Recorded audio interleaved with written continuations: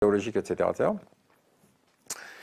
Et puis ensuite, tu obtiens un statut, si tu veux, qui va être qu'est-ce que BHL pense d'eux. Bon.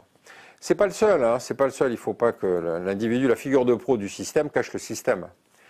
Il y en a d'autres qui sont des référents universels. Par exemple, il y en a un autre que j'adore, c'est Alexandre Adler. Alexandre Adler est un type qui, justement, écrit sur tout. Il est malade, donc il faut en trouver un autre parce qu'on ne parle pas des gens malades. Bon, tu sais, quand il écrivait, il était en bonne santé. Quand il expliquait il y a encore 3 semaines que Poutine allait être victime d'un complot et que la guerre serait finie au mois de juin, donc ça va, on peut le dire, puisque ça, on arrive à la mi-juin déjà. Alors, la technique de Adler, elle vaut la peine d'être référencée parce que tu peux la filer à quelqu'un d'autre. Tu cites les services de renseignement. Si je te dis, d'après mes sources de renseignement, les services pakistanais sont en charge de l'extermination de, je sais pas moi, des Ouïghours, tu vas jamais avoir un mec dans une salle qui va lever la main en disant « Excusez-moi, je suis le porte-parole des services pakistanais, vous racontez n'importe quoi ». Le référence que tu fais en citant des services de renseignement, c'est que tu es sûr que jamais personne ne te contredira. Bon. Donc là, tu peux dire Poutine va être l'objet d'un complot qui va l'assassiner.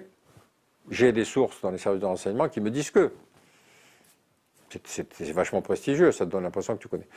Tu vois, quand tu te lances dans des supputations comme celle-là, et que tu te dis, mais ça, c'est des mecs qui tiennent des positions de pouvoir, à France Culture, dans les médias, etc., etc., tu te dis, mais pourquoi le système ne les épure pas à un certain moment? C'est-à-dire, épisode vécu. L'autre fois, j'étais dans un débat à côté d'un chef d'état-major de l'armée de l'air, enfin un ancien chef d'état-major de l'armée de l'air français. On se met à discuter, on se connaissait depuis longtemps. Il me raconte son entretien avec BHL, sortant de l'Élysée pour aller faire la guerre en Libye. Voilà. Et BHL vient lui expliquer à lui comment il fallait faire la guerre aux Libyens. Or, lui avait fait la guerre aux Libyens puisqu'il avait combattu pour l'histoire de la bande d'Aouzou, donc quelques années plus tôt. Il me dit, ce type est fou. Ce type est fou. Bref, on va dans le débat, on discute, etc. On sort, et qui on voit inviter en vedette américaine? BHL. Alors, je me tourne vers la fille de la télé, je lui dis, mais attendez, pourquoi vous l'invitez seul? Vous avez ici quelqu'un qui l'a pratiqué, vous pouvez le garder, vous aurez un débat. Ah, je vais en parler à la direction de la chaîne. Tu vois ce que je veux dire? Tu vois comment le système se met en place? Le problème, c'est effectivement de le dépiauter, de le faire que tu expliques ces excès, si tu veux, que ça génère. Et encore une fois, c'est prise de position, parce que le destinataire final de ce complexe militaro-intellectuel, c'est de peser sur le politique.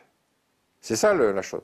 Donc tant que le politique lui-même n'a pas d'expérience internationale, qu'il n'a pas fait le service militaire, qu'il se dit il y a les élections municipales dans 3 mois, etc., etc., les éléments de sa décision n'ont plus rien à voir avec la crise.